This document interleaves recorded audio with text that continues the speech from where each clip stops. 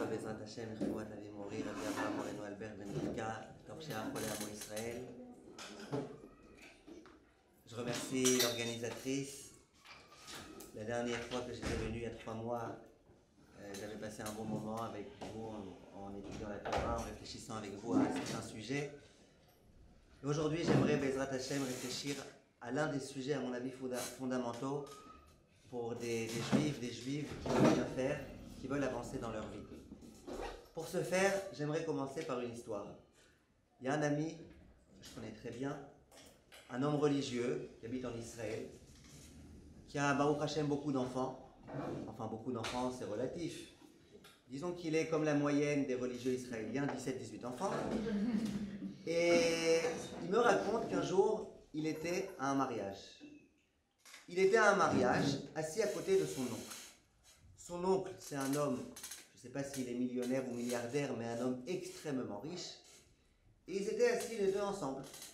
Mon ami et l'oncle riche, sans la kippa. Peut-être qu'il avait mis un sopalin en l'honneur du mariage. Mais c'était le genre de l'oncle. Ils étaient en train de discuter, autant qu'on peut discuter dans un mariage, vu la musique, les décibels. Et à un moment donné, l'oncle il se met à pleurer. Pourtant l'oncle c'est un homme charismatique, puissant, fort, fier de lui. Il se met à pleurer comme un bébé.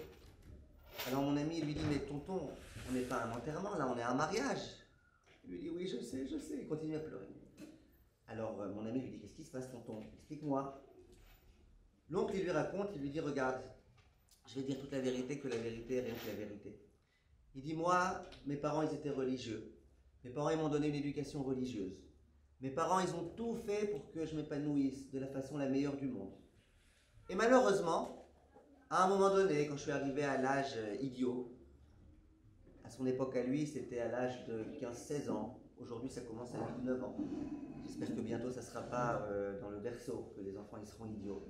Et si on leur donne des iPhones dans le berceau, c'est ce qui risque de se passer. En tout état de cause, j'étais idiot. Et je voulais, moi, avoir une belle vie, une bonne vie. Je voulais pas avoir cette vie religieuse sans arrêt, H24, comme une qui m'a dit hier, sans arrêt, toute la journée, qu'est-ce qu'il faut faire, qu'est-ce qu'il faut pas faire. Je voulais, moi, une vie, j'avais l'esprit ouvert, je voulais avoir de la perspective dans ma vie, ouvrir des horizons, tous les termes qu'on emploie. Il dit, et voilà, aujourd'hui, je suis assis au mariage. C'est pas qu'aujourd'hui que j'ai cette idée, mais je te vois, toi avec tes enfants. Tes enfants, ils vont bien, ils te demandent comment ça va papa, est-ce que je peux me servir au buffet de telle et telle chose ou pas. Et puis j'entends ta femme quelquefois qui te téléphone, et tu lui dis oui ma chérie, et elle te dit mon chéri, et puis vous êtes tous les deux souriants, et vous allez bien, et vous avez une belle vie. Et toi tu passes ta journée à méditer les textes de la Torah. Et il dit moi, j'ai beaucoup d'argent, mais j'ai personne avec qui partager. Parce que j'ai déjà divorcé 2 fois, et je ne compte pas me remarier une 3e fois. Il me dit, mes enfants, ils sont aux 4 coins du monde. Et bon, c'est vrai qu'ils me répondent au téléphone quand j'appelle d'un numéro masqué. Et j'ai plus de relation avec personne. Je suis triste, je suis malheureux. Je suis passé à côté de ma vie. Je ne sais pas ce que mon ami lui a répondu. Comme il est intelligent, j'imagine qu'il lui a répondu qu'il n'est jamais trop tard. Il écrit nulle part qu'on peut devenir un homme bien que quand on est jeune et que quand on a déjà un certain âge, on ne peut plus. Je ne sais pas ce qu'il lui a dit, mais en tout état de cause, la question que je me pose, et des histoires comme ça, je pourrais vous en raconter plusieurs, mais j'aimerais qu'on passe à l'essentiel, de personnes qui arrivent à un certain moment de leur vie à regretter leur vie. Et ils disent, moi, si jamais j'avais été dans tel et tel état d'esprit, si jamais j'avais opéré à tel et tel choix, eh ben, j'aurais été un homme heureux, j'aurais été un homme épanoui, et j'aurais été quelqu'un qui aurait réussi. Alors on va essayer de réfléchir aujourd'hui, Bezrat Hashem. Est-ce qu'il y a une solution? Quand on doit opérer des choix, quand on doit se comporter, comment faire pour s'assurer aujourd'hui que demain, je ne regretterai pas mon passé? Comment être sûr qu'aujourd'hui, je ne vais pas regretter mon passé, mais que surtout, demain, je ne regretterai pas mon présent, qui demain sera déjà un passé? Est-ce qu'il y a une solution magique? Comment ça peut fonctionner? Et vous allez voir que ce cours est censé, Bezrat Hashem, nous donner beaucoup d'espoir. On va commencer, Bezrat Hashem, avec la définition du regret. Qu'est-ce que la définition du regret? Mais avant de dire quelle est la définition du regret, je pense que l'un des sentiments les plus terribles qui puissent habiter un homme, c'est celui du regret. Les gens, très souvent, ils sont complètement rongés par la culpabilité et par le regret. Je ne sais pas si c'est exagéré quand je vais dire ce que je vais dire maintenant, mais vous remarquez, moi souvent les gens ils me posent des questions et ils me disent je ne sais pas si j'acceptais le shidduch ou pas, je ne sais pas. Et très souvent, qu'est-ce qu'ils me disent les gens? Ils me disent j'ai peur de regretter. Ils ne me disent pas j'ai peur de rater le shidduch et donc de passer à côté de ma vie. On a l'impression que ça c'est pas le plus grave. Ce qui est le plus grave, c'est j'ai peur de regretter. C'est un sentiment tellement fort que j'ai peur après toute ma vie d'être rongé par ce sentiment qui est le regret. Peut-être que c'est pas vrai, peut-être que quand les gens ils disent en français j'ai peur de regretter, c'est-à-dire j'ai peur de passer à côté de ma vie. Mais en tous les cas, c'est un sentiment très très très très fort. Et les gens, très souvent, même quand ils voient que le shidduch il n'est pas du tout censé par exemple fonctionner, malgré tout ils vont tout le temps insister, peut-être et quand même, et malgré tout. Et pourquoi? Parce que j'ai peur de regretter. Un homme une fois était en shidduch, une fille excusez-moi était en shidduch. Et son père il lui a dit tu sais, nous on est des religieux, on veut Bezrat Hashem un bachor qui soit au moins Talmid Raram, quelque chose, ça serait bien. Et elle fait un shidduch, elle rencontre un petit jeune, en short, petite kippa comme ça, confetti, sympa. Mais il lui a plu. Alors elle se dit mais comment je vais faire? Je vais le présenter à mes parents, mais ça va être la fin des haricots là. Il lui dit écoute, on se plaît, c'est bien, c'est déjà un avantage, mais je ne sais pas comment je vais le présenter à mes parents, c'est pas possible. Tu viens comme ça, tu vas arriver en short avec une petite kippa, c'est pas possible. Alors le garçon dit, il n'y a pas de problème, tu me dis comment tu veux que je sois, et voilà, pas de problème, hein. Je vais demander à un ami qui me prête son chapeau, à un ami qui me prête sa veste, qu'est-ce qu'il faut, sortir les tzitzit dehors, je les sors, il n'y a pas de problème, je demande à un ami qui me prête des tzitzit, moi j'en ai pas, et puis tout se passera bien. Après elle lui dit, et pour la barbe, qu'est-ce que tu fais? Il dit, bon, bah, alors on fixe le rendez-vous dans 2 mois, en attendant j'achète de l'engrais, puis on essaye de faire en sorte que ça pousse, peut-être un Meshamaï, ça va aller. Bref, ils attendent 2 mois, lui il se pomponne, il a quelques petits poils qui commencent à pousser, et puis la fille a dit papa, je vais te présenter Bezrat Hashem, Shabbat, il y a mon khatan qui va venir, le père avec plaisir, j'espère que c'est un tamir, bien sûr. Et la fille, elle pense juste quelques minutes avant que le bachor arrive, elle pense à un souci. Elle lui dit mais mon père, quand il est Talmidei Chachamim qui arrive à la maison, eh ben, il leur dit Bechavod, faites vous-même le kiddush. Et toi, on est bien d'accord que tu ne connais pas le kiddush, tu ne sais pas lire en hébreu. Qu'est-ce qu'on va faire? Et si je dis à mon père que tu ne sais pas dire le kiddush, alors là, c'est même pas la peine d'espérer. Il te renvoie pas par les escaliers, par la fenêtre. Qu'est-ce qu'on fait?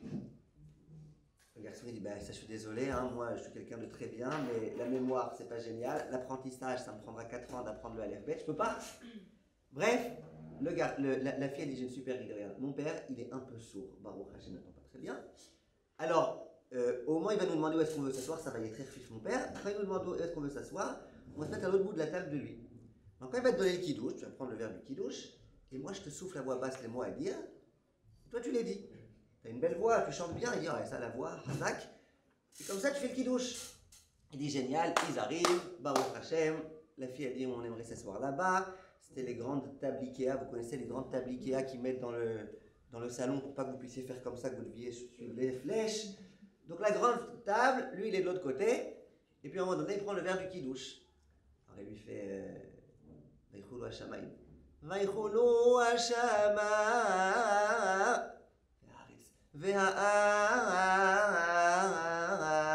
Et puis il fait tellement comme ça qu'à un moment donné sa kippa elle tombe. La fille lui dit ta kippa elle est tombée. D'accord? Mais elle va insister quand même. Pourquoi? Parce qu'elle a peur de regretter. Alors, on va essayer, Bezrat Hashem, de comprendre d'où ça vient le regret. Petite analyse très simple. Quand est-ce qu'on éprouve le sentiment de regret? Qui est-ce qui peut m'aider? Le sentiment de regret, il vient quand quoi? Allez, Bechavod. Quand la situation est pas comme on voudrait, actuelle. Actuelle? Non, quand on est dans le présent, on n'a pas de regret en général. Non, c'est-à-dire qu'en fait, là, on a fait un choix, et aujourd'hui, on est dans une situation qui est un peu difficile.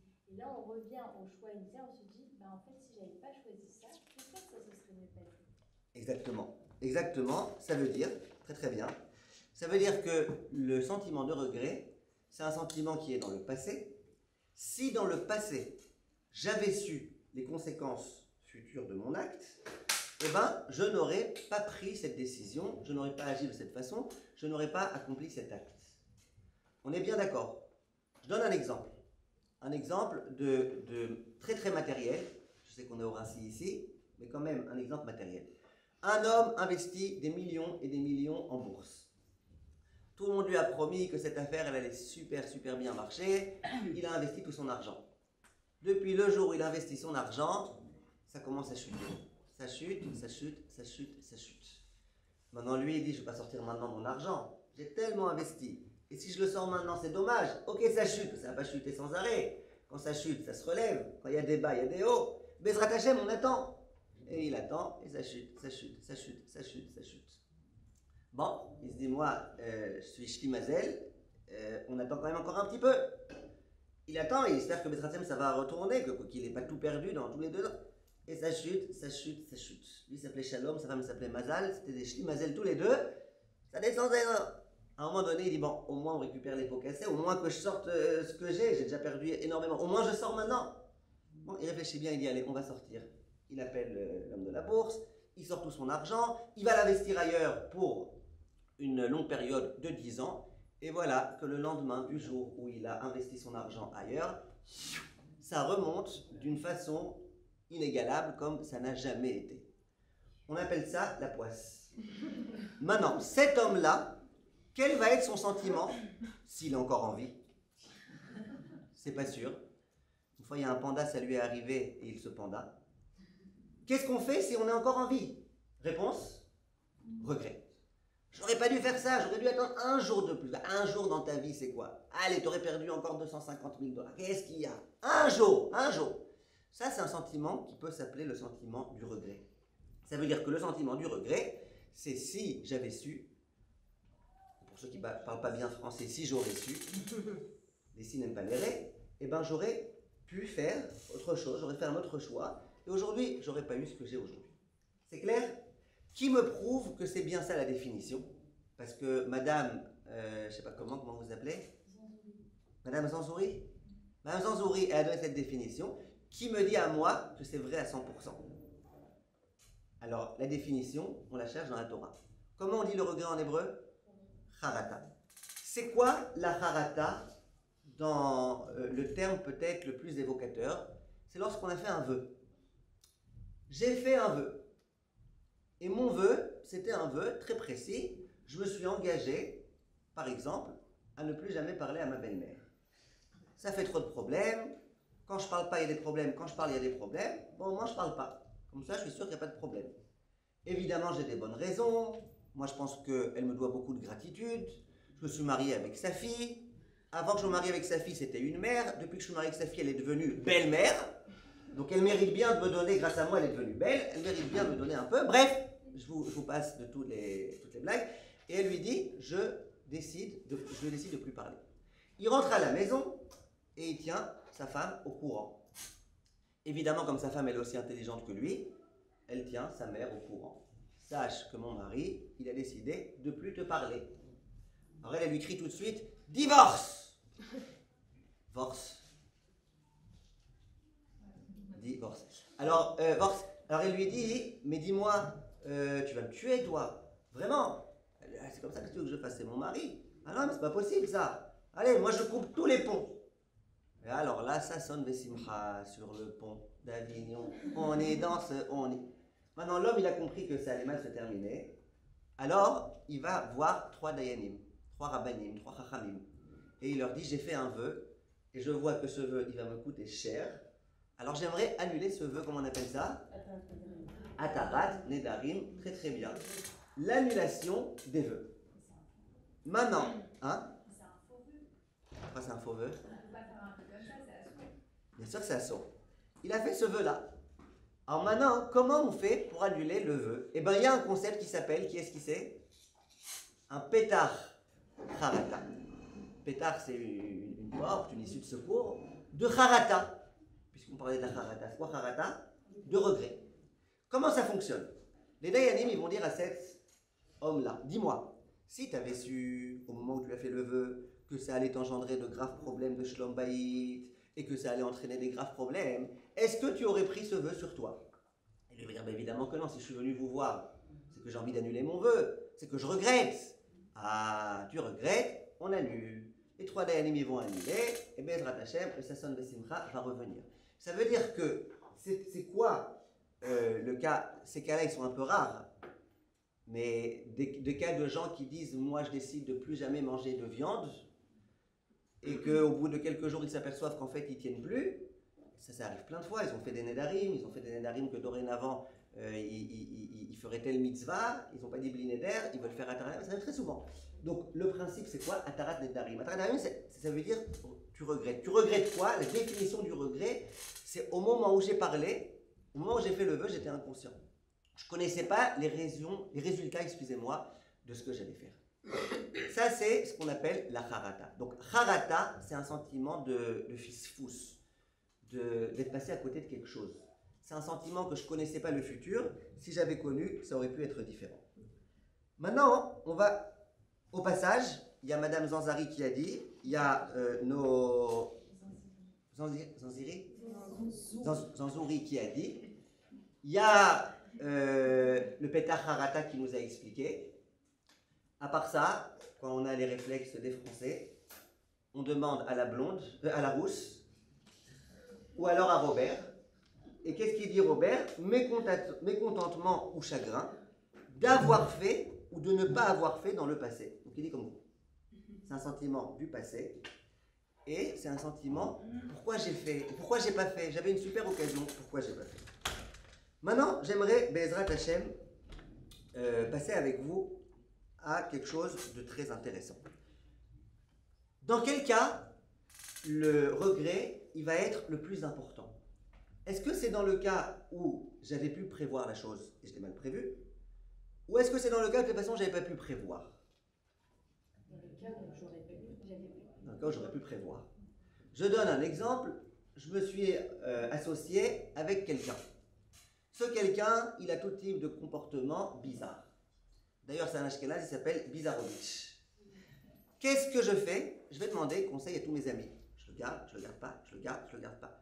Tout le monde me dit, ne le garde pas. Attention, il va te faire perdre tout, il va te voler tout, ne le garde pas. Et les gens, ils vérifient tout, ne le garde pas, ça vaut pas le coup, ne le garde pas. Je demande à tout le monde, à mes amis, à mes ennemis, à tout le monde, ne le garde pas. Je le renvoie et il va faire des affaires. Il devient très rapidement milliardaire. Moi, je risque de regretter mon choix. Mais est-ce que je vais beaucoup regretter? Peut-être un peu, mais pas beaucoup, parce que je ne pourrais rien faire de mieux. J'ai demandé à tout le monde, c'est ce que tout le monde m'a dit. Maintenant, imaginez que ce soit le cas contraire. Imaginez le cas dans lequel j'ai été voir tous mes amis. Ils m'avaient dit, mais non, garde-le, ok, il a ses défauts, mais tout le monde a des défauts. Tu vois pas, il a le sens des affaires, lui, en plus il y a de la siette addition, en plus il passe sa journée à prier, à chaque fois qu'il fait une affaire, il prie. Ok, il prie, mais il n'est pas droit, mais il prie quand même, c'est pas grave, c'est bien. Garde-le. Et que tout le monde me dise garde-le. Et que moi, je le renvoie. Et qu'effectivement, il devienne multimilliardaire. Au moment où j'entends la nouvelle, il vaut mieux que je sois assis. Parce que j'ai passé ma journée à dire ah si, ah si, ah si, simplement je l'avais gardé. Ah si! Et parfois vous voyez des gens qui ont des creux dans les fronts. À ce moment-là, vous vous demandez qu'est-ce qu'ils ont. C'est des gens qui regrettent tout le temps. Ah si jamais j'avais. Ah si jamais j'avais. Et ils ont finalement des creux. Ce que je veux vous dire, c'est qu'il y a un concept qui s'appelle la harata. Quand tu avais pu prévoir, tu aurais pu prendre des décisions beaucoup plus intelligentes et tu ne les as pas prises. Alors là, tu regrettes énormément. Maintenant, j'aimerais vous dire que le regret, c'est dans tout. Quand on regrette une personne proche, un des Shalom qui nous a quittés, qu'est-ce qu'on a à regretter? C'est exactement la même chose. Si j'avais su combien je pouvais apprendre de cette personne, si j'avais su qu'à un moment donné elle allait me quitter, eh ben, j'aurais beaucoup plus profité d'elle, j'aurais beaucoup plus appris de cette personne, je lui aurais donné tant que c'était encore possible. Il y a ce regret-là qui vient dans tout type de circonstances. Question, qui est-ce qui ne regrette jamais rien? Qui est-ce qui ne regrette jamais rien? L'orgueilleux. C'est qui la concurrente de Mme Zanzouri? L'orgueilleux. L'orgueilleux, pourquoi il ne regrette jamais rien? Il pense que ce qu'il fait, c'est bien, qu'il est au-dessus de tout le monde, qu'il a toujours raison. Ouais, mais il y a plein de fois des orgueilleux qui finalement voient que, bon, orgueil, au bout d'un moment, il y a une limite, quoi. Il y a un plafond, finalement, quelque part. Ceux Celui qui ne prend pas de risque. Hein? Celui qui ne prend pas de risque. Ouais, mais il y a dans tous les cas quelquefois des décisions à prendre. Le Baïchan. L'acceptation, très très bien. On appelle ça la Emouna. La Emouna, d'accord. Je pense que c'est la volonté divine. Hein? Je pense que c'est la volonté divine, de toute façon, ce qui est arrivé. Très bien. Alors je vais vous dire, ceux qui se trompent jamais, à part tout ce que vous avez dit qui est juste, il y a premièrement les idiots. Parce que pour regretter, il faut quand même être capable d'avoir un peu de recul, de comprendre qu'il y a des répercussions à tes actes. Donc les idiots, eux, ils regrettent jamais. Et celui qui regrette jamais non plus, par excellence, c'est Akadosh Baruch Hu. Pourquoi Akadosh Baruch Hu, il regrette rien? Parce que Akadosh Baruch Hu, c'est lui qui a créé le monde. C'est lui qui peut à chaque moment donner au monde les tournures qu'il veut qu'il ait. C'est lui qui fait toujours le bien. Donc, et depuis le départ, il sait quelles seront les conséquences de ce qu'il fait. Donc celui qui par excellence ne regrette jamais rien, c'est qui? C'est Akadosh Baruch Hu. Je sais que dans certaines religions, on dit que Dieu, il a choisi le peuple juif, mais que finalement, il a grandement regretté cela. Moi, ça ne me vexe pas, parce qu'une religion dans laquelle on peut dire que Dieu est mort, on peut aussi dire que Dieu regrette. On est un petit peu dans la même perspective. Mais de toute façon, on ne va pas trop parler de lui, il est naze, arrête. Alors, on va parler maintenant, Bezrat Hashem, d'une compréhension des choses, de qui est-ce qui regrette ou qui ne regrette pas. Et je vais tout de suite vous poser une question. Imaginez que j'ai puni mon fils. J'ai demandé conseil à tous les pédagogues et à tous les éducateurs et à tout le monde et on m'a dit dans ce cas-là, ne laisse pas passer, il faut que tu punisses ton fils. Donc j'ai vraiment assumé ma décision, j'ai puni mon fils. La punition qu'on m'a dit, qu'on m'a indiquée, avant j'ai prié à Kadosh Baruch Hu de toutes mes forces, que ça ne traumatise pas mon fils. Aujourd'hui on est dans une génération dans laquelle on a tellement peur de traumatiser nos enfants qu'on les matise pas assez. Et finalement, qu'est-ce qui se passe? Je donne la punition à mon fils. Mon fils, évidemment, il va pleurer.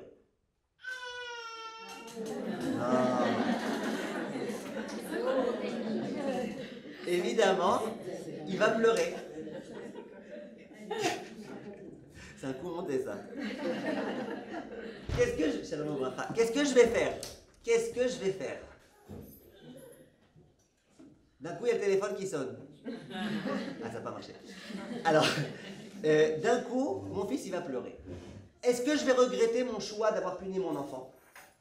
Si je suis intelligent et si j'ai de la miséricorde, une miséricorde saine, eh ben, je ne vais pas regretter. Je préfère maintenant punir et que mon enfant y grandisse bien, plutôt que de jamais le punir et que finalement je regrette de ne pas l'avoir éduqué. Donc, je ne vais pas regretter. En d'autres termes, et c'est là déjà la première définition que je vous demande de bien retenir, si vous n'êtes pas d'accord, vous m'arrêtez. Lorsque tu fais un choix dont tu sais que c'est le bon choix, tu sais que c'est le émet, tu sais que c'est la vérité, jamais de la vie tu regretteras ton choix, puisque tu es sûr que c'est le bon choix. Après vous allez me dire, mais qui me dit que c'est le bon choix? Peut-être j'ai demandé au mauvais bon pédagogue. Peut-être j'aurais dû demander à un mauvais pédagogue. Peut-être que là il aurait donné un bon conseil. Peut-être. Tu peux toujours après laisser ton Yetzirara te semer le doute. Mais ce qui est sûr, c'est que quand tu as fait le choix, dont tu es sûr à 100% que c'est le bon choix, il n'y a aucune raison que tu regrettes ton choix. Et ça, c'est vrai dans tout. Dans tout. Nous, les Juifs, on a Baruch Hashem, les Juifs de la Torah, on a Baruch Hashem un cadeau, très beau, on a un cadeau très important, très beau, un cadeau de valeur. Comment il s'appelle ce cadeau? Il s'appelle la Torah. Torah Kedusha, c'est le cadeau le meilleur. Pourquoi? Parce que dans toutes les situations de la vie, la Torah, elle peut me dire quoi faire. Et quand je ne sais pas décrypter la Torah, j'ai des rabbanim.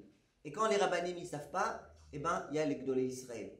Et à l'époque, il y avait les Nevi'im. Et bientôt, il y aura à nouveau les Nevi'im. Ça veut dire que dans aucune situation, il y a finalement le doute qui va rester quand on est des Juifs de la Torah. Je vous donne un exemple.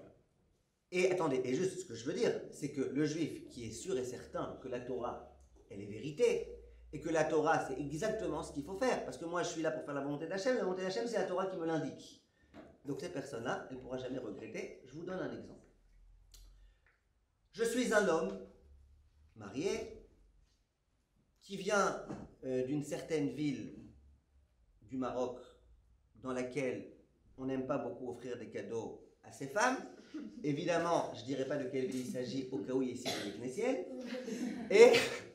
Et, non, c'est une blague, hein, c'est vraiment il y en a qui font sur les thémanim, d'autres qui font, donc on était obligé de choisir, comme il y a beaucoup de thémaniotes ici, on était obligé de choisir quelque chose d'autre. Et je suis marié avec une femme qui, à chaque fois qu'il y a une fête qui vient, elle est obligée de changer sa garde-l'Est, non, sa garde-Lyon, sa garde-robe. Toute sa garde-robe, à chaque fois, elle est obligée de la changer. Maintenant, moi, je ne sais pas quoi faire, parce que pour moi, de changer toute la garde-robe de ma femme, c'est pikuach nefesh. Elle, si tu lui changes pas sa garde-robe, c'est pikuach nefesh. Qu'est-ce qu'on fait? Eh bien, la Torah, elle vient, Shulchan Aruch, ça vous dirait Bezrat Hashem à vos maris. Shulchan Aruch, Siman Tav, Kouf, Kaftet, notez-le parce que vous en aurez besoin dans votre vie. Tav, Kouf, Kaftet, le Shulchan Aruch, il dit dans Ilchot Yom Tov que l'homme, il doit offrir un cadeau à sa femme avant les fêtes. Je vous fais un scoop. Pour la plupart des rabbanim, les fêtes, c'est quoi? Shabbat. Ah ouais, Shabbat, là, c'est la Khumra, ça. Non. Pas tout en même temps. Les fêtes, c'est Pessah, Shavuot et Sukkot. Le Rav Chaim Kanievski rajoute aussi les Yom Tov des autres, genre Rosh Hashanah. Et c'est qui la décisionnaire qui rajoute Shabbat? Vous, avec plaisir, je veux bien, mais dites pas en mon nom. Madame comment? Madame Semoun. Donc vous direz, au nom de Madame Semoun, que tous les Shabbatot, vous devez obtenir une nouvelle garde-robe. En tous les cas, qu'est-ce que tu fais dans ce cas-là? Donc écoutez bien, est-ce que je vais regretter d'avoir offert un cadeau à ma femme? Je ne regretterai pas, parce que c'est Shulchan Aruch qui m'a dit. Je vais vous faire une confidence. Il y a quelqu'un, et moi, vous savez très bien, vous demanderez aux personnes qui me connaissent bien, moi, je ne suis pas un baba, et je ne veux pas être un baba, et je refuse qu'on me prenne pour un baba. Ni un baba au rhum, ni un baba de rien du tout. Il y a un élève qui m'a téléphoné cette année. Il m'a téléphoné juste avant la fête. Il m'a dit, Kvod Arav, ma femme, elle veut que je lui offre un bijou, mais c'est un bijou qui est un peu trop cher, à mon goût. Je lui achète pas, je lui ai posé quelques questions, et sur sa situation financière, évidemment. Et je lui ai dit, tu lui achètes. Tu me demandes mon avis, moi je pense que ça vaut le coup de lui acheter.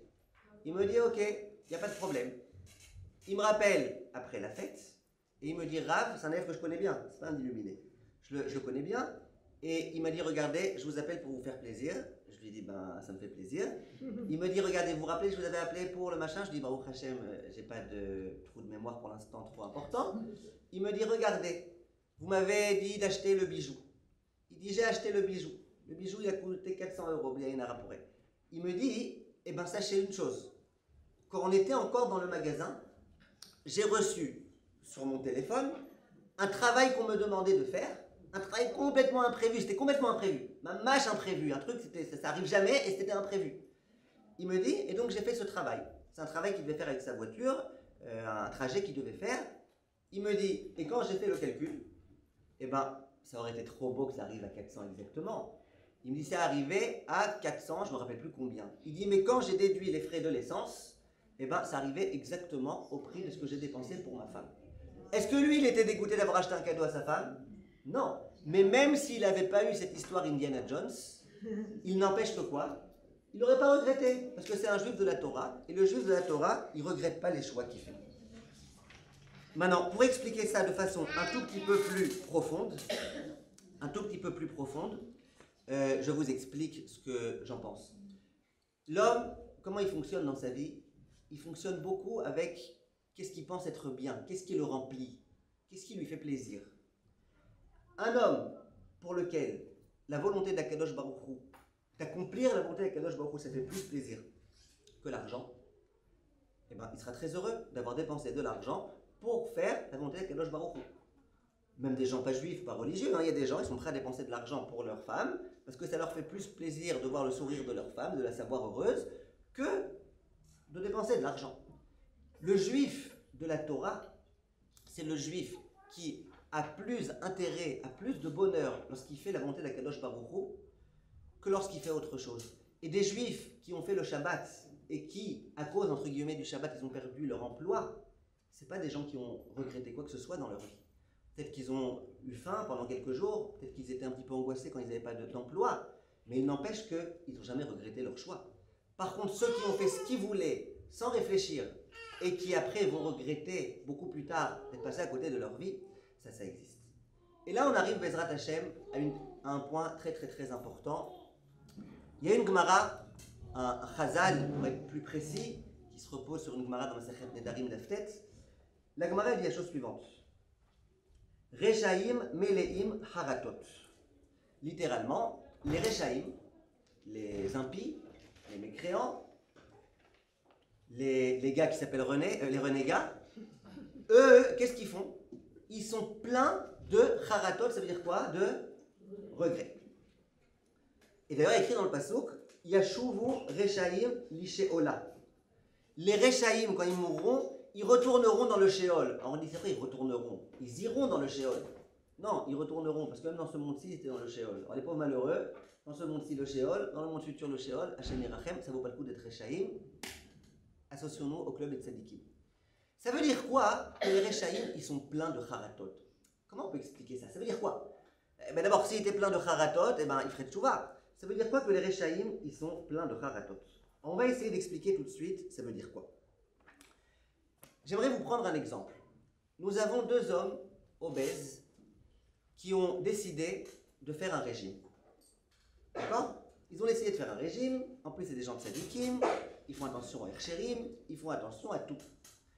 Ces deux hommes obèses se rendent à un mariage, et il y a un buffet, il y a tout type de choses qui ne sont pas cachères, en tous les cas pas le Ercher que les deux prennent, et à peine il rentre dans la pièce, il a tout de suite son mode antenne, qui voit que là-bas il y a des éclairs au chocolat, des religieuses, immédiatement, il n'a même pas le choix, il est déjà conduit par là-bas, il doit se battre pour ne pas y aller. Ok, ça va bien pour l'instant. Maintenant, vous les observez tous les deux, vous savez qu'ils vous ont dit qu'ils étaient au régime et tout. Le premier, il se rue sur les éclairs au chocolat et il mange tous les plateaux comme ça en 20 secondes. Premièrement, c'est pas cachère. Deuxièmement, il n'en laisse pas pour les autres. Troisièmement, il est au régime. Vous regardez l'autre. L'autre, il va aussi quelquefois faire des petits coups d'œil par là-bas, mais il se retient. Mais c'est normal. Il est religieuse, donc il ne va pas manger des éclairs pas cachés. Et en plus, qu'est-ce qui se passe? Il veut laisser pour les autres. Et en dehors de ça, il est au régime.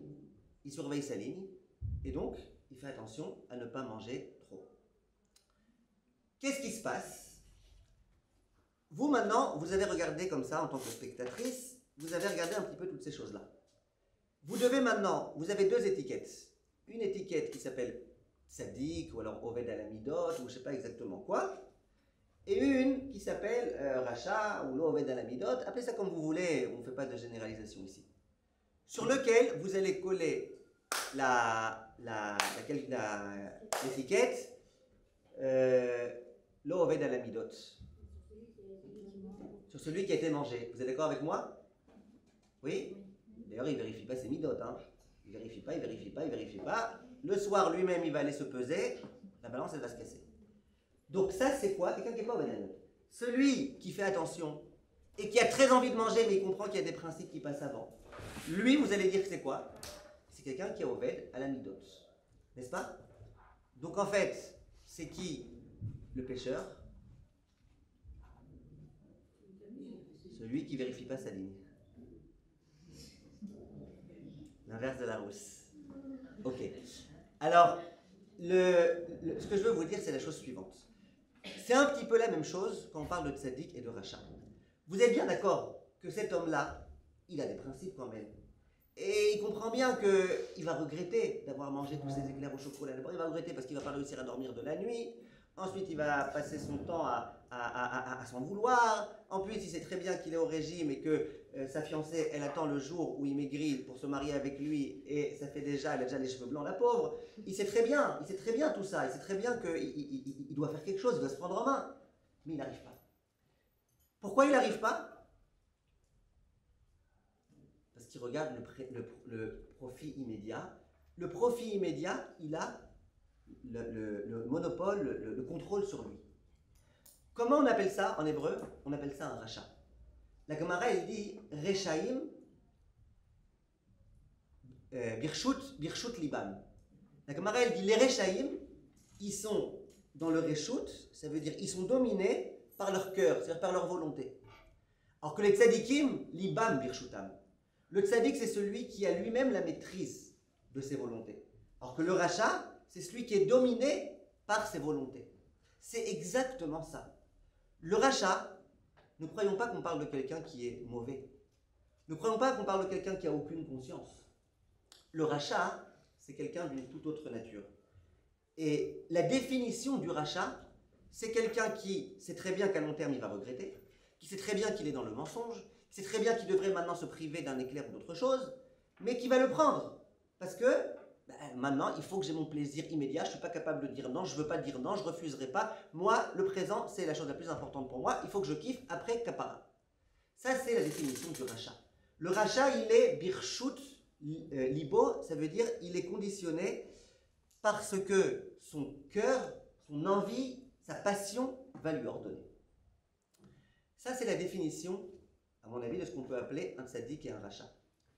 Maintenant, Chachamim, ils vont expliquer de façon très très intéressante pourquoi on dit que le rachat, il est plein de charatot.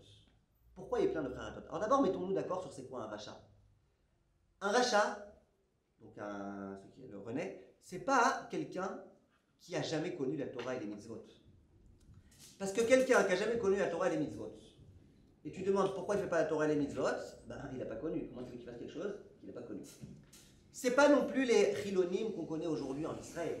Parce que les pauvres malheureux, on leur met dans tout leur téléphone, et dans tous les journaux, et dans tous les médias, on leur met, vous savez, c'est quoi les charedim?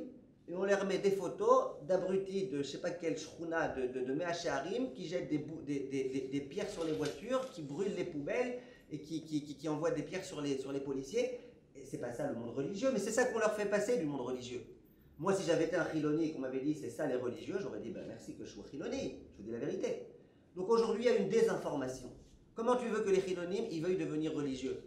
Si ils avaient connu le mode de vie du monde religieux, ils courraient, beaucoup d'entre eux en tous les cas, et c'est ce qui se passe, combien de gens font teshuva, parce qu'enfin ils ont découvert la vérité et la beauté de la Torah. Donc c'est quoi un rachat? C'est pas tout cela. C'est quoi un rachat? Un rachat, c'est quelqu'un qui connaît, c'est quelqu'un qui a été éduqué dans une maison de Torah, dans une maison saine, dans une maison sereine, il a reçu toutes les valeurs, il a connu les valeurs, et un beau jour il dit non, moi je veux kiffer la vie, comme si la vie de Torah, elle le privait de kiff.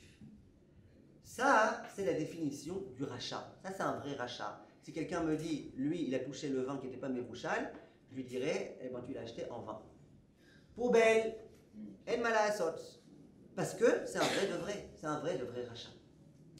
Maintenant, la question que je me pose, ces rechaïm-là, est-ce que vraiment ils sont pleins de regrets ou pas? Eh bien, je peux vous dire, le Rav Yaakov Zon, qui est l'un des grands pédagogues de notre génération, il témoigne. Il dit, moi j'en ai connu, j'en ai vu passer des comme ça. Il dit, toute leur vie, c'est un regret. Parce qu'ils font zarma, que ça y est, ils ont arrêté, la Torah, ça leur fait plus rien, ils croient plus en Dieu. Il dit, au fond d'eux-mêmes, ils savent très bien ce qu'il y a Kadosh Baruch Hu. Ils savent très bien ce qui se passe dans leur vie. Ils savent très bien que la Emouna, elle permet de tout résoudre. Ils savent très bien qu'en cas de difficulté, on a besoin de la Tfila, on a besoin d'Akadosh Baruch Hu, on a besoin de spiritualité. Ils savent très bien. Donc en fait, au fond d'eux-mêmes, ils regrettent. Une fois, il y avait deux charedim de ce genre-là qui avaient décidé, nous, on arrête tout. Et ils venaient de commencer cette janana-là. Alors, ils avaient déjà jeté leur tfilin, jeté leur kippa. Un soir, ils sont à Ben Yehuda, là-bas, à Yerushalayim, et puis ils achètent une canette de coca. Alors, le premier, il ouvre sa canette, il a oublié qu'il était devenu chiloni. Alors, il fait Borou, Chato, Adon. Alors, d'à côté, il dit, mais t'es fou, quoi? On dit qu'on ne faisait plus les brachot. Il fait la medeini chukeicho. D'accord? Tu peux rien y faire. Il est charédé, c'est comme ça. Un jour, il y a un homme qui a étudié à la yeshiva de Rav Shvedron. Shalom Shvedron, vous le connaissez, le Maguide de Jérusalem. Et malheureusement, après la super éducation et les super sichot qu'il a entendues de Reb Shalom, il a décidé d'aller en cacahuète, comme on dit aujourd'hui en bon français. Un jour, à un mariage, eh ben, le Gugus, là, qui avait complètement un style de tout, sauf d'un ancien élève de Reb Shalom, il rencontre Reb Shalom. Alors il dit au Rav Reb Shalom, vous me connaissez? Il dit non. Il dit, j'étais votre ancien élève. Il dit, ah, ravi de savoir. Et là, il commence, cet élève-là, à attaquer le Rav, à agresser le Rav par la parole. Il dit, Rav, je vous en voudrais toute ma vie. Je vous en veux toute ma vie. Vous m'avez pourri la vie. Il dit, qu'est-ce que je t'ai fait? Non, dis-moi, on a un problème, on s'explique. Hein, j'ai oublié mes gants de boxe à la maison, mais on s'explique. Il dit, Rav, à cause des sikhot que vous avez donnés à la yeshiva, jusqu'au jour d'aujourd'hui, j'arrive pas à avoir du kiff quand je fais une avéra. Je vous en veux, vous m'avez même privé le kiff de la avéra. Mais c'est vrai, parce qu'ils savent très bien c'est quoi le vrai. Maintenant, rapidement, parce qu'on va bientôt devoir finir, donc j'aimerais vous dire rapidement. C'est quoi la différence entre le tzaddik, le rachat et le benoni? Viennent certains sifrés moussard et expliquent. Ils disent, le rachat c'est qui? Le rachat, c'est quelqu'un qui au moment où il y a l'acte qui se présente face à lui, il est obligé de dire oui à ce qui lui plaît. Il ne veut pas réfléchir, il veut pas regarder plus loin que le long de son nez. N'est-ce pas? Donc celui-là, nécessairement, il va manger tous les éclairs au chocolat, il va grossir, il va regretter. N'est-ce pas? Donc celui-là, il est plein de haratot, parce que jamais il réfléchit aux conséquences de ses actes. Donc nécessairement, il aura plein de regrets. C'est qui le Benoni? Le Benoni, c'est celui qui à chaque fois est en guerre perpétuelle. Je fais pas, j'écoute mon yetzer, je l'écoute pas, je dis oui à la mitzvah, je dis non, qu'est-ce que je fais, qu'est-ce que je fais pas, qu'est-ce que je fais, qu'est-ce que je fais pas. Et bien lui, parfois, il va céder à son yetzer, juste que ce soit pas au pluriel, parce que décéder, c'est un peu dangereux. Et parfois, je vais rappeler celle-là, et parfois, qu'est-ce qu'il va faire? Il va faire la mitzvah. Donc dans le futur, il va regretter ou pas? Parfois oui, parfois non. Et le tzaddik, c'est celui qui toujours, c'est évident pour lui, ben, il va pas être Michael Shabbat, c'est Shabbat. Il va faire du Yachon Hara, Hachem il a interdit. Lui, il ne regrettera jamais rien, puisqu'il fait toujours ce que la Torah a demandé. Ça, c'est la définition du tzaddik, et sachez bien, je pense que personne n'est que tzaddik, ou que rachat, ou que benoni. On a tous ces quelques facettes. Sur certains points, on est tzaddik. Est-ce que ça vous viendrait de fumer Shabbat? Ben non, parce que même pas Shabbat, vous ne fumez pas. Donc c'est très simple. Est-ce que, donc ça, vous êtes tzaddikot, et moi aussi. Est-ce que dans le Lachon Hara, ou le Havak Lachon Hara, hein, Shalom, le vrai Havak Lachon Hara, est-ce qu'on est vraiment tous des tzaddikim? Peut-être vous, pas moi. Ça nous arrive parfois de tomber. Donc on est Benoni, parfois oui, parfois non. Et il y a peut-être des sujets, j'espère pas, dans lesquels on est rachat, en tout état de cause. Le principe, on a compris comment il fonctionne. Donc, le conseil que je veux vous donner, c'est le suivant. Toujours tout faire selon ce que la Torah demande. Et là, je vais vous donner un exemple. Un exemple qui pour moi est très parlant. Je ne sais pas si vous vous rappelez, mais il y a, peut-être les personnes les plus âgées d'entre vous se rappelleront, il y a quelques années, il y a eu une grave maladie qui s'est étendue. Le Covid-19. Non, pourquoi je dis il paraît? Parce qu'il y en a qui disent qu'il n'a pas eu lieu. Il paraît que c'est une marloquette, s'il a eu lieu ou pas. Des négationnistes. Voilà. Et il y a eu une maladie. Maintenant, à ce qui paraît, le grand de la génération, et les grands de la génération, et tous les rabbanim qui à mon avis, ont su analyser les propos du Shulchan Aruch et de la Gemara, etc., mais je ne rentre pas dans la polémique du tout, ils ont dit qu'il fallait se faire vacciner. Ok? Maintenant, moi, ce que j'ai passé mon temps à dire pendant cette période-là, c'était que on doit écouter les Gdolim, et que même sans les Gdolim, je pense que le Sechel, il oblige, que quand les médecins ils disent quelque chose, on doit écouter les médecins. Ok, il y a eu des marques d'autres des médecins, bref, je ne rentre pas dans ça, mes mecs, ça ne m'intéresse pas. Ça ne m'intéresse plus, et ça ne m'a jamais intéressé. Mais maintenant, moi, je vous pose juste une petite question. Moi, j'ai fait ce que Raphaël Kanevski m'a demandé de faire. Il m'a demandé de me faire vacciner, de diffuser qu'il fallait les vaccins. On a diffusé Baruch Hashem. Imaginez que demain, il s'avère que je perds ma voix, ou je perds je ne sais pas quoi, ou que j'ai un problème, ou comme il y en a qui m'ont dit que j'ai une queue qui a commencé à pousser, elle est où? Elle est là, vous la voyez? D'accord? Est-ce que je vais regretter? Eh bien, je ne sais pas. Si je suis quelqu'un qui croit quand je veux bien croire, et quand je ne veux pas croire, je ne crois pas, ben je risque de regretter. Ah, si simplement je n'avais pas écouté Raphaël Kanevski, j'aurais gardé ma voix, j'aurais été plus intelligent, Mais si jamais je suis quelqu'un qui fait confiance au Da'at Torah, qui fait confiance au Chachamim, et qui sait qu'aujourd'hui on n'a rien de mieux pour savoir la volonté d'Hachem que d'écouter nos Gdolim. Si j'y crois, si je suis arrivé au degré d'y croire, eh bien qu'est-ce qui se passe? Je peux être sûr et certain que je regretterai jamais. Parce que même si demain il s'avère que Chas Shalom, tous ceux qui ont fait le vaccin, tatati, tatata, ok, mais moi j'ai fait ce que je sais que le mec, je ne pouvais rien faire de mieux qu'écouter le Gadol. Et si le Gadol il s'est trompé, et ça les gens ils vont dire, et si le Gadol il s'est trompé, alors premièrement, est-ce que ça peut exister qu'un Gadol se trompe? Mais deuxièmement, si le Gadol il s'est trompé, vous êtes d'accord que c'est Kadosh Baruch Hu qui lui a dicté de se tromper. Donc ça veut dire qu'il ne s'est pas trompé. Et là j'arrive au point le plus important de notre cours, Il nous reste plus que 3 minutes. On va essayer de le dire en 3 minutes. Et j'aimerais vous donner maintenant l'un des plus grands yesodot de la vie. Vous allez me dire, ok, mais comment je fais pour ne pas regretter les choix idiots de mon passé?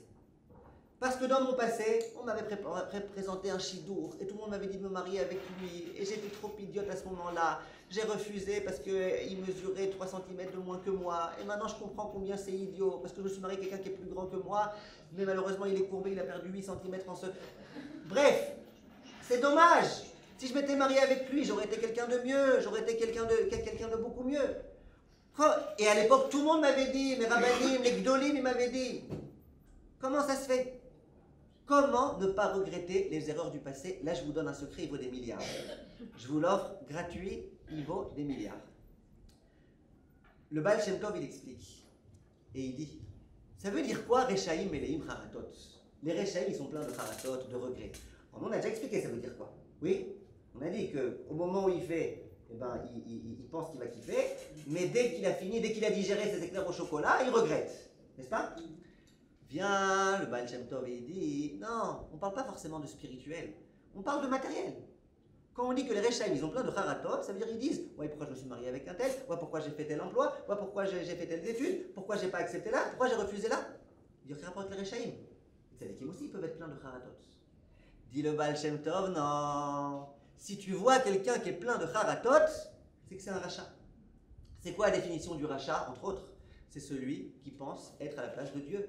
C'est celui qui se croit être Dieu. C'est celui qui pense que son destin est entre les mains de ses choix. Ça, c'est un rachat. Si tu vois quelqu'un qui est plein de Haratot, ah, si j'avais été accepté en Yeshiva, ah, si jamais j'avais été simplement Ashkenaz et pas Sfarad ou vice-versa, ah, si jamais j'avais épousé quelqu'un d'autre. Tout ça, c'est être rachat. C'est manquer de Emouna. C'est croire que toi, tu es à la place de Dieu. Ça veut dire, et là, je vous demande de bien entendre ce que je veux vous dire. Même notre passé, qui était dépendant de notre libre arbitre, plein de fois, ça se joue entre les mains de Kadosh Baruch Hu. Je vous donne un exemple. J'ai connu quelqu'un, il était chiloni. C'est pas de sa faute. Sa mère était chiloni. Son père, il était chiloni. Qu'est-ce que tu veux qu'il soit, lui? Il était chiloni. Et il s'est marié. Il a fait toutes les bêtises du monde que quelqu'un peut faire avec sa femme quand il n'a pas reçu de hadracha comme il faut, surtout dans notre génération. Et il a divorcé. Un jour, il était invité chez son oncle, je vous la fais très vite. Son oncle, c'est un homme religieux. Il voit dans une bibliothèque un livre qui s'appelle Abayit HaYehudi, je pense, ou l'un des livres de Shlom Bayit. Il était curieux, c'est un Israélien, donc il savait lire l'hébreu. Il feuillette et tout. Et puis, il voit chaque page. Alors, Bli Ainara, là, j'ai fait 4 erreurs. Il tourne la page d'ailleurs, là, je les ai toutes faites. Ah, là, il n'y a que des psukim. Ouais, c'est intelligent, c'est psukim. Bref, il voit combien la Torah. Et à ce moment, on va dire, même dans le Shlom Bayit, même dans l'intimité, même. Ça lui a permis de faire Teshuvah. Il a fait Teshuvah, aujourd'hui Baruch Hashem il est marié, il donne les shiurim de Torah, il a des enfants, il est tzaddik, il a tout ce qu'il faut. Maintenant, cet homme-là il pourrait se dire, mais si j'avais su plus tôt. Mais pourquoi? Pourquoi au début j'ai décidé d'être chiloni? Pourquoi? Si jamais j'avais, aujourd'hui je suis un grand ami Racham, si jamais j'avais pas commencé à étudier la Torah à 30 ans, mais j'avais commencé à 10 ans, aujourd'hui j'aurais été un gadol. Pourquoi tu crois que c'est pas Hachem qui a décidé à quel parent t'allais naître? Et que tu serais chiloni, et que tu devrais passer par là, de te marier avec une femme chilonia, et après divorcer, et après avoir des enfants, et tout ça, c'est pas Hachem qui décide. Nous, on est tellement sûrs que c'est nous qui gérons le monde, que quelquefois on dit, ouais, mais là c'est de ma faute. Et ça arrive plein de fois, moi ça m'arrive plein de fois. Hier, j'ai fait un cours, et il y avait une idée hyper importante, en plus, en relation avec la paracha, que je voulais dire. Simplement, comme je suis quelqu'un d'un peu désordonné, là, vous voyez, j'ai mes feuilles, ça a l'air d'être ordonné. Mais regardez l'arrière des feuilles, ce que j'écris parfois, un petit truc ici, un petit... Je ne suis pas très ordonné, je pense que c'est le moins qu'on puisse dire. Et Baruch Hashem, j'ai aussi mes défauts. Quand j'ai fini le cours, je me suis aperçu que l'idée que je voulais dire, je ne l'ai pas dite. Alors j'aurais pu me dire, waouh, je suis désordonné, machin, toujours les mêmes bêtises, voilà, mais ton cours il n'a pas plu, et puis si tu avais dit ça, ça aurait hyper plu. Hein. Je peux me dire ça. Et je peux aussi me dire, mais non. Hachem, visiblement, il n'a pas voulu que je dise ça. Peut-être que quelqu'un aurait mal pris cette idée. Peut-être que tout est entre les mains d'Hachem. Alors qu'il faut que je prenne des leçons et que je dise, bon, peut-être la prochaine fois quand même, essaye d'être un peu plus organisé, essaye d'avoir des feuilles un peu plus mesoudarot, essaye de faire... Les leçons que je peux prendre, oui, la harata de la tchouva, elle me permet de mieux me comporter dans le futur, mais il ne faut pas prendre plus au sérieux que ça. Les gens qui regrettent toute leur vie les choix de leur passé, il devrait faire un bon travail de Emouna, ce que vous avez appelé l'acceptation. Mais pas l'acceptation goy, l'acceptation juive, la Emouna. J'ai de la Emouna en Kadosh Baruch Hu. Bekitsour, si on veut être sûr et certain de jamais regretter notre vie, il faut absolument, premièrement, tout ce qu'on fasse, qu'on soit sûr que ce soit en phase avec nos valeurs. Si nos valeurs, c'est les valeurs de la Torah, et c'est notre cas, en phase avec la Torah. Si nos valeurs, c'est les valeurs de la Torah transmises par les Gdolé Ador, eh bien, demandez à chaque fois quand on a des vrais doutes aux Gdolim, ce qu'ils nous conseillent de faire. Et ensuite, accepter que l'homme il puisse fauter, accepter que même les choix que j'ai faits dans le passé, c'est certainement que j'ai été guidé par Hachem, parce qu'Hachem, il aurait pu faire en sorte qu'à ce moment-là, je demande à quelqu'un d'autre, que je prenne un autre choix. Donc même les choix de notre vie, où Zarma, on aurait pu dire, c'est moi, il faut que j'assume mes responsabilités. Assume ta lourdeur et remets-toi entre les mains de Kadosh Baruch Hu, ce sera déjà pas mal. Je termine en vous remerciant d'abord de ce cours très sympathique. J'espère qu'on a pu apporter un petit peu. Je voulais vous présenter mon nouveau livre, Bliaïnara, un livre magnifique, Vacances cachères de A à Z, Vacances de rêve à la lumière de la Torah. Ce livre-là, c'est un livre qui va vous permettre de vivre des vacances, des Ezrat Hashem extraordinaires, en ce sens où tout ce qu'il faut savoir quand on est en vacances. Tfilat Aderer. Vous avez oublié votre sidour, là il y a le texte dans le livre, ça il ne faut pas l'oublier. Quand vous allez en vacances, n'oubliez pas ce livre. Il y a le texte en français, en hébreu, en phonétique. On explique toutes les halachot avec des références très précises en bas, toutes les références, le Shulchan Aruch, les poskim, les décisionnaires. On amène les gens qui sont mahmirim, les gens qui sont mekilim, pour que chacun en ait à sa sauce. Et il y a tout ce qu'il faut savoir. Tu vois la mer, quel bracha tu dois faire. Tu vois la belle-mère, quel bracha tu fais. Tu vois les montagnes, quel bracha tu fais. Tu vois, est-ce que quand vous devez programmer vos vacances, est-ce que si vous allez en Israël pour vos vacances, vous avez la mitzvah de Yishuv Eretz Israël pour ces 2 semaines? Le Chazon Ish dit que oui. Est-ce qu'après vous avez le droit de revenir, vous êtes obligé de rester là-bas? Ça, vous le verrez. Est-ce qu'un juif israélien, il a le droit de quitter? Quand vous allez en Israël pour des vacances pendant les 3 fêtes, pas Shabbat, pas Shabbat. Pendant les 3 fêtes, est-ce que vous devez faire les 2 jours de Galuyot et comment? Qu'est-ce que vous avez le droit de faire? Est-ce que vous pouvez demander à un Israélien de faire des travaux pour vous? Un Israélien, est-ce qu'il peut le 2e jour de Yom Tov prendre un avion? Alors qui sait qu'il va atterrir à Orly alors qu'ici c'est Yom Tov Sheni chez le Galuyot? Question qu'on me pose plein de fois. Vous imaginez même pas combien de fois on m'a posé cette question. Vous arrivez à un hôtel, les lumières elles s'allument. Dès que vous ouvrez la porte, qu'est-ce que vous faites? Les portes magnétiques, il faut une carte. Le comportement dans les kivrei tzadikim, le comportement dans les... Vous voulez allumer une érot Shabbat, on vous interdit dans la chambre de l'hôtel, qu'est-ce qu'on fait? Tous les problèmes de halakha, des problèmes aussi un peu de shalom bayit pour les vacances, parfois ça fait de mal à personne. Les problèmes d'éducation en vacances, ça fait de mal à personne. Tout ce qu'il faut savoir sur les vacances, je pense en tous les cas, ça se trouve